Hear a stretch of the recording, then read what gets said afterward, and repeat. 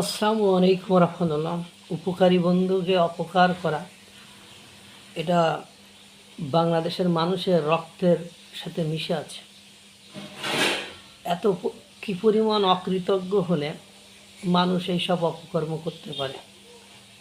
বিপদকালীন সময়ে, সংকটকালীন সময়ে যখন কেউ কাউকে সাহায্য করছে না, তখন মুসলিম দেশগুলোকে একের পর এক সাহায্য করা, ভারতের পেছনে লাগতে যাওয়া বা ভারতকে নিয়ে গালিগালাজ করার মতো খারাপ কর্মকাণ্ড নিতান্ত হতভাগ্য না হলে কেউ করতে পারে না। খুব অবাক লাগে যে এরা এই কাজগুলো করে কেমনে। এদের কি বিবেক বোধ, জ্ঞান বুদ্ধি কিছু নেই? কি করেছে দেখেন, ডিজেলের সংকটে যখন হাজার হাজার মানুষের লাইন, মোটরসাইকেলে লাইন হয়ে যাচ্ছে, কেউ যখন ডিজেল দিচ্ছে না, তখন পাইপলাইন দিয়ে 7,000 মেট্রিক টন 7,000 টন ডিজেল গতকালকেও ঢুকছে। অথচ সেই দেশের জঙ্গি ঢুকে পড়ছে। বাংলাদেশের জঙ্গিরা সেই দেশে গিয়েছে। আজ বাংলাদেশে ভ্যাকসিনের অভাবে বাংলাদেশের শিশুরা মৃত্যুবরণ করেছে। এই ভ্যাকসিনও দেখবেন একসময় হয়তো বা তাদের কাছ থেকে নেওয়া লাগতে পারে।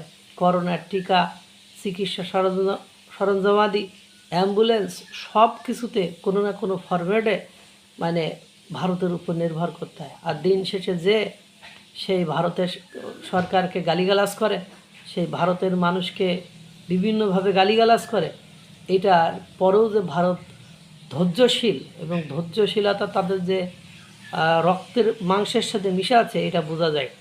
ভারত ডিজেল দিল, ভ্যাকসিনও আনতে হবে হয়তো বা, বিদ্যুৎ, তেল, চাল, এমনকি ধনে পাতাও আনতে হয়।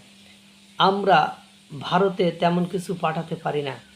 আমাদের এখান থেকে যাই ইসলামিক জঙ্গিরা, সেখানে গিয়ে হিন্দুদের খতম করবে, ঘৃণা মেটাবে, এইসব চিন্তাভাবনা নিয়ে।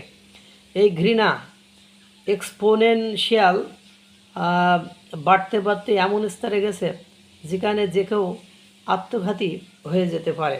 কিন্তু একবারও কি প্রশ্ন আসে না যে ভারত আজ বিশ্বের জন্য 64% ঔষধ, 50% ভ্যাকসিন, $350 বিলিয়ন সবটাই তৈরি করে, আর আমরা তাদের ধ্বংস করার জন্য ইসলামিক জঙ্গি পাঠাই। সারাদিন মালাউন গালি দেই, মোদির গোষ্ঠী উদ্ধার করি।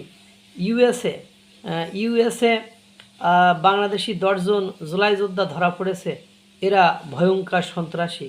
এদের মধ্যে কেউ সুবোধ বা অশ্বিনী নেই, আছে রহিম, করিম, হরিমেরা। এই সুবোধদের সাধারণত এসব কাজে পাওয়া যায় না। সুবোধরা চিন্তা ও মননে ভিন্ন হয়। এখন কথা কি বুঝতে পারছেন? যারা তেল, ধনেপাতা, ভ্যাকসিন সব কিছু দিচ্ছে, তাদের জন্য তাদেরকে আমরা দিন দুপুরে গালিগালাজ করতেছি। এসছে হতভাগ্য, নির্লজ্জতা, বেহায়াপনা দুনিয়াতে আর কোনো কিছু আছে বলে অন্ততপক্ষে আমার জানা নেই। আল্লাহ তাআলা সকলকে ভালো রাখুক, সুস্থ রাখুক। আসসালামু আলাইকুম রহমতুল্লাহ।